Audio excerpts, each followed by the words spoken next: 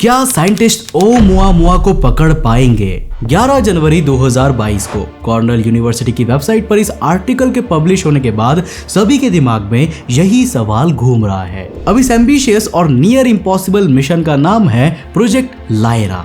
इस मिशन को साल 2028 में लॉन्च किया जाएगा और 2054 तक ये ओumuamua को पकड़ने में कामयाब हो जाएगा।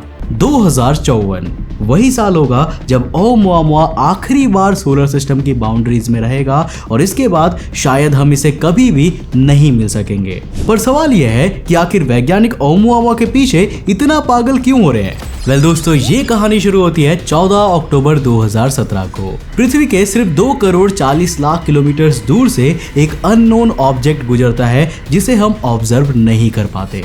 लेकिन इससे पहले कि यह अननोन ऑब्जेक्ट हमेशा के लिए अननोन बनकर रह जाता, इस घटना के सिर्फ 5 दिन बाद 19 अक्टूबर 2017 को हवाई के पैन स्टारस टेलीस्कोप से इसे डिस्कवर कर लिया जाता है। अब इस विशालकाय टेलीस्कोप में 140 करोड़ पिक्सल्स वाला एक एडवांस डिजिटल कैमरा लगा हुआ है। अब डिस्कवरी का क्रेडिट जाता है कैनेडियन एस्ट्रोनॉमर रॉबर्ट वेरिक को। अब देखो दोस्तों, इस समय तक ये पृथ्वी से 3 करोड़ 30 लाख किलोमीटर दूर निकल चुका था और इसकी ट्रेजेक्टरी को स्टडी करके ये पता चलता है कि ये ऑब्जेक्ट 9 सितंबर को सूरज के करीब से गुजरा था। जब इस ऑब्जेक्ट का बार देखा गया तो ये लाइट की एक बीम से ज्यादा कुछ नहीं था। अब ये फोटोग्राफ तब की है जब 19 अक्टूबर 2017 को इसे पहली बार देखा गया था। अब पहली बार इसकी मूवमेंट को ट्रैक करके वैज्ञानिकों ने यह अनुमान लगाया कि ये करीब 400 मीटर लंबा और 131 मीटर चौड़ा होना ही चाहिए। पर आखिर ये ऑब्जेक्ट था क्या? इनिशियली साइंटिस्ट का मानना था कि ये कोई एस्ट्रॉइड या फिर कॉमेट है जो अक्सर धरती के करीब से गुजरता रहता है। पर जब पृथ्वी के टेलीस्कोप ने इसे गौर से देखा तो ना तो ये एस्ट्रॉइड था और ना ही ये कोई कॉमेट था। अब इस चीज का कलर रेड था, जैसा कि आउटर सोलर सिस्टम के ऑब्जेक्ट्स का होता है, और रोटेशन स्पीड भी एस्ट्रॉइड की तरह ही थी। पर इसका अपीयरेंस बिल्कुल भी एस्ट्रॉइड वाला नहीं था। अब जिस तरह से ये मूवमेंट कर रहा था, वैज्ञानिक इसे कॉमेट एज्यूम करने लगे। पर जब कॉमेट इनर सोलर सिस्टम से होकर गुजरता है तो हमें इसके पीछे एक लंबी पूंछ देखने को मिलती है और इसके अराउंड कोमा भी दिखाई देता है। लेकिन हमारा अननोन ऑब्जेक्ट ऐसा बिल्कुल भी नहीं था। ये 2.5 लाख किलोमीटर पर आवर की इनक्रेडिबल स्पीड से सूरज से दूर जा रहा था। जी हाँ, आपने सही सुना, इस स्पीड से ये सूरज से दूर जा रहा था। अब ऐसा लग रहा था जैसे सूरज की ग्रेविटी का इस पर कोई भी कंट्रोल है ही नहीं। और इसकी ट्रेजेक्टरी को थोड़ा और स्टडी करने के बाद ये बात बिल्कुल साफ भी हो गई। दरअसल ये ऑब्जेक्ट हमारे सोलर सिस्टम का था ही नहीं, बल्कि ये तो कहीं और से ही आया था। अब सोलर सिस्टम के बाहर से आए इस मेहमान का नाम रखा गया ओumuamua। हवाईयन लैंग्वेज में इस वर्ड का मतलब होता है दूर से आया हुआ एक मैसेंजर। ओumuamua इतना स्ट्रेंज था कि साइंटिस्ट इसे डेजिग्नेशन देने में भी कंफ्यूज हो गए।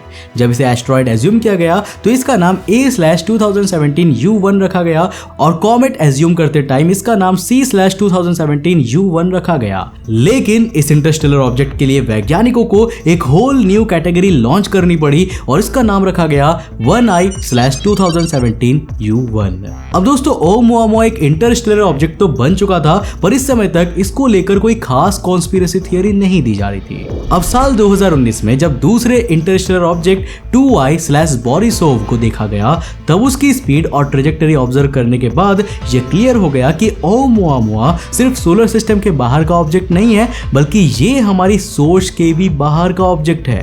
अब कुछ लोगों ने यह दावा किया कि इसके पीछे से रॉकेट की तरह गैसेस रिलीज होती है। इसका शेप किसी सिगार की तरह था, जो कि नेचुरल ऑब्जेक्ट्स में रेयरली ही देखने को मिलता है।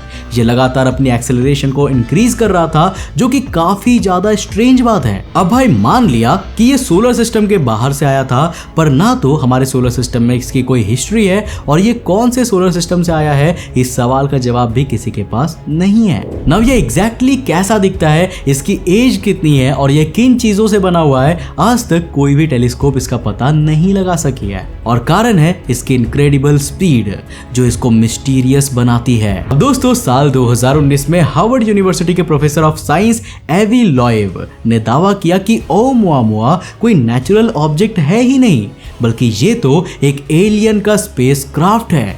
शायद एक लाइट सेल स्पेसक्राफ्ट जो कि रेडिएशन प्रेशर की मदद से आगे की ओर बढ़ता है। अब देखो ये एग्जैक्टली एक लाइट सेल स्पेसक्राफ्ट नहीं हो सकता, क्योंकि लाइट सेल स्पेसक्राफ्ट को सूरज से आने वाली लाइट के फोटोन से पुश मिलता है और इसके लिए इसकी विड्थ 1 मिलीमीटर से ज्यादा नहीं होनी चाहिए थी। पर ये किसी एक्स्ट्रा टेरेस्ट्रियल एलियन सिविलाइजेशन के द्वारा भेजा गया कोई एडवांस्ड स्पेसक्राफ्ट हो सकता है, जो शायद हम इंसानों पर नजर रखने के इंटेंशन से भेजा गया हो।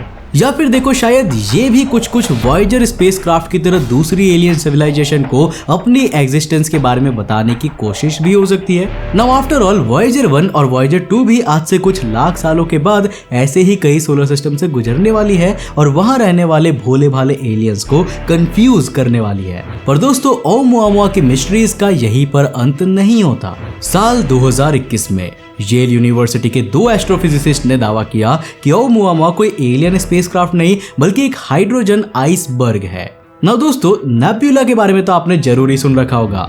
ये विशालकाय गैस क्लाउड्स होते हैं जिनसे सोलर सिस्टम्स का जन्म होता है।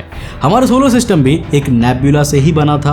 अब देखो अर्ली सोलर सिस्टम में नेब्यूला की गैसेस एक जगह जमा होकर ऑब्जेक्ट्स का फॉर्मेशन किया करते हैं और ये प्राइमरीली हाइड्रोजन से ही बनते हैं। अब दूर किसी नेब्यूला में यही खेल चल रहा होगा जिसे किसी अननोन इवेंट ने बिगाड़ दिया और हाइड्रोजन के उस विशालकाय गोले के टुकड़े दूर दूर तक फैल गए होंगे। अब देखो दोस्तों ऐसा मैं नहीं कह रहा, बल्कि ये येल यूनिवर्सिटी के एस्ट्रोफिजिसिस्ट डैरिल सेलिगमैन और ग्रेगोरी लॉलिन की इमेजिनेशंस हैं। अब ऐसा ही एक टुकड़ा ओumuamua भी हो सकता है।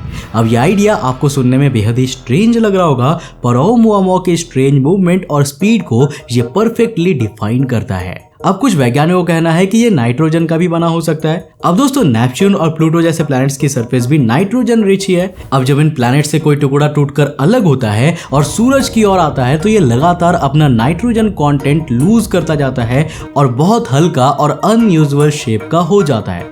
अब क्या पता ओumuamua भी ऐसे ही किसी नाइट्रोजन रिच एक्सोप्लैनेट से टूटकर सोलर सिस्टम में आ गया हो।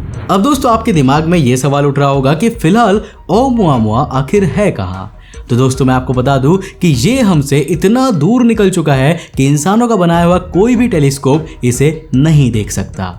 वैज्ञानिकों का अनुमान है कि अपनी एवर एक्सेलरेटिंग स्पीड से ये अब तक प्लूटो की ऑर्बिट के करीब पहुंच चुका होगा। अब फिलहाल ये पेगासस कॉन्स्टेलेशन की डायरेक्शन में प्रोसीड कर रहा है। एस्टिमेट लगाया जा रहा है कि साल 2054 तक यह ऑब्जेक्ट सोलर सिस्टम को कंप्लीटली लीव कर देगा। और अगर हमें इसकी मिस्ट्री को डिकोड करना है तो हमारे पास इतना ही समय मौजूद है। अब यहीं पर एंट्री होती है प्रोजेक्ट लायरा की। दोस्तों इनिशिएटिव फॉर इंटरस्टेलर स्टडीज नाम के एक UK based non for profit company ओumuamua तक स्पेसक्राफ्ट भेजना और इस मिस्टीरियस ऑब्जेक्ट को कम से कम एक बार पास से देखने के लिए प्लानिंग कर रही है। यह कंपनी कई सालों से इंटरस्टेलर ट्रैवल में आने वाले चैलेंजेस के बारे में स्टडी कर रही है। अब इनका एक एम्बिशियस मिशन है प्रोजेक्ट ड्रैगनफ्लाई, जिसमें यह कंपनी 100 सालों के अंदर अल्फा सेंटोरी सोलर सिस्टम तक पहुंचने की टेक्नोलॉजी डेवलप करना चाहती है। नाउ जस्ट फॉर क्लैरिफिकेशन, हमारा क्लोजेस्ट स्टार प्रॉक्सिमा सेंटोरी भी अल्फा सेंटोरी सिस्टम का ही हिस्सा है और इसकी हमसे डिस्टेंस है 4.26 लाइट ईयर्स, यानी कि लाइट को भी यहां तक पहुंचने में 4 साल 3 महीने का समय लग जाता है। तो फिर इंसान यहां 100 साल के अंदर कैसे पहुंच सकते हैं? वेल, इस इम्पॉसिबल टास्क को करने के लिए हमें लाइट के स्पीड के करीब 30% स्पीड से ट्रैवल करना होगा और ये काम वही टेक्नोलॉजी कर सकती है जो एक समय ओumuamua को माना जा रहा था। वेल, मैं बात कर रहा हूं लाइट सेल स्पेसक्राफ्ट की। इनिशिएटिव फॉर इंटरस्टेलर स्टडीज यानी कि I4IS इसी टेक्नोलॉजी को डेवलप करने में लगी हुई है। अब देखो जिस प्रकार से समुद्र में जहाज सेल्स की मदद से विंड एनर्जी के प्रेशर के कारण आगे बढ़ती है, ठीक उसी प्रकार लाइट सेल रेडिएशन प्रेशर से चलती है। अब जब सूरज के फोटोन्स इसके सरफेस पर पड़ते हैं तो ये इसको पुश करते हैं और काफी ज्यादा स्पीड से आगे बढ़ सकती है। लाइट सेल स्पेसक्राफ्ट के बारे में मैं आपके लिए एक डिटेल वीडियो पहले भी ला चुका हूं। अब अगर आपने उस वीडियो को नहीं देखा तो ऊपर आई के बटन पर आपको लिंक मिल जाएगा। खैर फिलहाल हम आने वाले 5 से 10 सालों में तो इस टेक्नोलॉजी को लॉन्च नहीं कर सकते, पर अगर हमें ओumuamua तक पहुंचना है तो हमें इस इम्पॉसिबल टास्क को कंप्लीट करके दिखाना होगा। वैज्ञानिकों की कैलकुलेशंस कहती है कि अगर साल 2027 से 2032 के बीच हम कोई बिगिनर लेवल लाइट सेल को भी ओumuamua की डायरेक्शन में भेज देते हैं तो ये उसके सोलर सिस्टम लीव करने से पहले उस तक पहुंच जाएगा और तब हम इसे ऑब्जर्व भी कर पाएंगे। अब प्रोजेक्ट लायरा के तहत इस स्पेसक्राफ्ट को लॉन्च करने की डेडलाइन साल 2028 की रखी गई है। नाउ होपफुली ये प्रोजेक्ट तो टाइम पर कंप्लीट होगा और अपने मिशन में सक्सेसफुल भी होगा। अब होप ये भी रहेगी कि उस समय तक हम सभी ओमुआमुआ के सीक्रेट को डिकोड होते देखने के लिए जिंदा रहे। वैसे आप इसके बारे में क्या सोचते हो मुझे नीचे कमेंट करके जरूर बताना। दोस्तों वीडियो पसंद आया तो डेफिनेटली लाइक कर देना। मैं मिलता हूं आपको नेक्स्ट एपिसोड के साथ, तब तक के लिए बाय, जय हिंद।